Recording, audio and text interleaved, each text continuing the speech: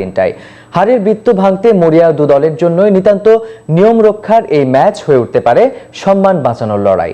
কারণ মূল পর্বে একটি ম্যাচেও জেতেনি দু দল। শেষ ম্যাচটি জিতে মুখ রক্ষা চাই দু দলই। বাংলাদেশ ও অস্ট্রেলিয়ার ম্যাচ প্রিভিউ করেছেন আব্দুল্লাহ আলিফ। হারের চক্র কতটা ভয়ঙ্কর টের পেয়েছে টাইগাররা, টের পেয়েছে ক্রিকেট ফ্যানরাও। পুচকে হংকং দিয়ে যে হারের শুরু, তার শেষ কি অজিদের দিয়ে? হারের বৃত্তে ঘুরে ঘুরে ক্লান্ত সবাই, কোনো কথা নেই কারো মুখে। এশিয়া কাপে না হয় অজুহাত ছিল ইনজুরি, কিন্তু এবার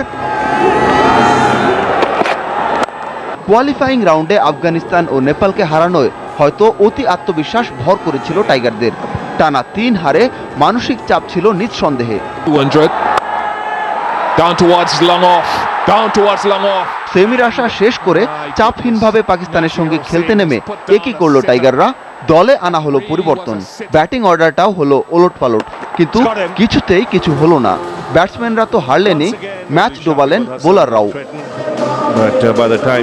শেষ ম্যাচের প্রতিপক্ষ অস্ট্রেলিয়াকে ভয়ঙ্করই বলা চলে। টি-20তে দলটার সঙ্গে দুবার খেলেছে বাংলাদেশ, হেরেছে প্রত্যেকবারই।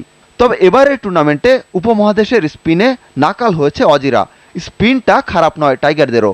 অজিদের বিপক্ষে জয় দিয়ে শেষ মান সম্মানটা রাখতে চায় টাইগাররা, কিন্তু তা কি সম্ভব? এই প্রশ্নের উত্তরটাও এখন আর সহজ নয়। তাই পরাজয়ে লজ্জিত টাইগাররা অফিসিয়ালি মিডিয়ার সামনেই আসেনি।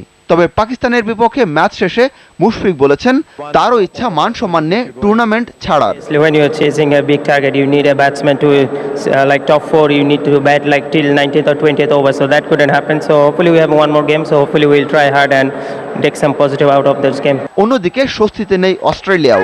3 ম্যাচের প্রত্যেকটিতে হেরে স্পিনে অজিরা কতটা দুর্বল তার প্রমাণ রেখেছে। তবে টুর্নামেন্টে ফিন্স ওয়াটসনদের আগমনটা কিন্তু ছিল টপ ফেভারিট হিসেবেই। কিছুদিন আগেই বিগ ব্যাশ টি-20-র আসর শেষ করেই বাংলাদেশে পা রেখেছিল তারা। এবার টাইগারদের হারালে মান যদি কিছুটা রক্ষা হয়। লজ্জায় পড়ে মিডিয়ার সামনে আসেনি অস্ট্রেলিয়াও। অজির লক্ষ্যটা তাই অজানাই রয়ে গেল।